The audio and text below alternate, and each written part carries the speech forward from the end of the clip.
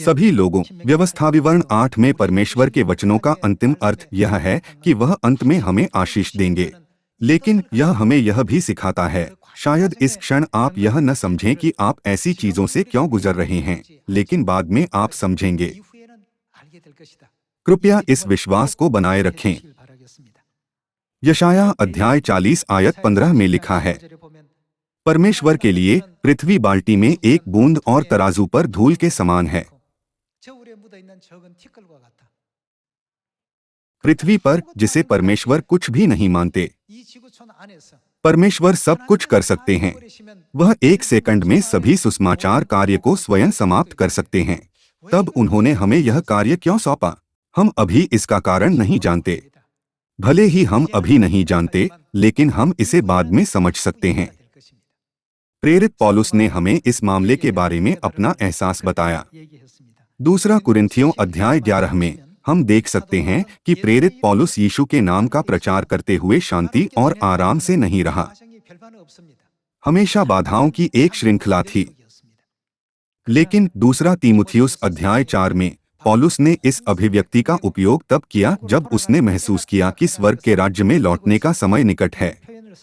आइए हम दूसरा तीमुथियुस अध्याय 4 आयत 5 देखें।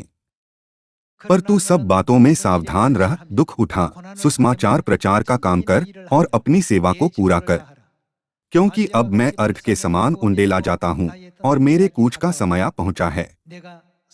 मैं अच्छी कुश्ती लड़ चुका हूँ, मैंने अपनी दौड़ पूरी कर ली है, मैंने विश्वास की रखवाली की है।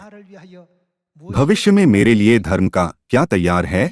वह मुकुट रखा हुआ है जिसे प्रभु जो धर्मी और न्यायी है मुझे उस दिन देगा, और मुझे ही नहीं वरन उन सब को भी जो उसके प्रकट होने को प्रिय जानते हैं।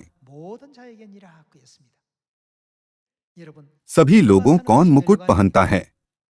यदि आप शब्दकोश को देखें तो मुकुट एक सम्राट द्वारा पहना जाने वाला एक सिरहाना है। यह ऐसी चीज नहीं है जिसे कोई भी पहन सकता है। प्रेरित पौलुस इस पृथ्वी पर अच्छा भोजन किए बिना या अच्छे वस्त्र पहने बिना रहता था, यहाँ तक कि उसे 39 कोड़े भी मारे गए। कभी कभी उसे डंडों से पीटा जाता था और उस पर पथराव किया जाता था। उसने कई समस्याओं पर विजय प्राप्त की और कहा, आखिरकार मुझे मुकुट प्रदान करने के लिए परमेश्वर ने मुझे इस तरह का जीवन जीने दिया। आइए हम प्रकाशित वाक्य अध्याय 22 आयत 3 पढ़े। फिर श्राप न होगा, और परमेश्वर और मेने का सिंहासन उस नगर में होगा और उसके दास उसकी सेवा करेंगे। वे उसका मुंह देखेंगे और उसका नाम उनके माथों पर लिखा हुआ होगा।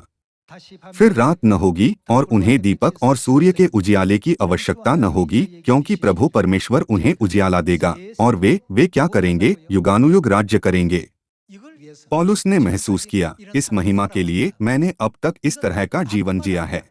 यह न केवल मुझ पर लागू होगा बल्कि उन सभी संतों पर भी लागू होगा जो उनके प्रकट होने की लालसा रखते हैं। भले ही हम अपने जीवन में कई बाधाओं, कठिनाइयों और कष्टों का सामना करते हैं, लेकिन हमें यह सोचना चाहिए, आखिरकार परमेश्वर हमें स्वर्ग के राज्य में राजपदधारी याजक बनाएंगे और हमें मुकुट देंगे। इसीलिए परमेश्वर ने हमें यह जीवन जीने की अनुमति दी है। शायद हमें अभी इसका एहसास न हो, लेकिन बाद में हम समझेंगे। आशा करते हुए कि आपने बहुत अनुग्रह पाया, मैं उपदेश समाप्त करता हूँ। आपका बहुत बहुत धन्यवाद।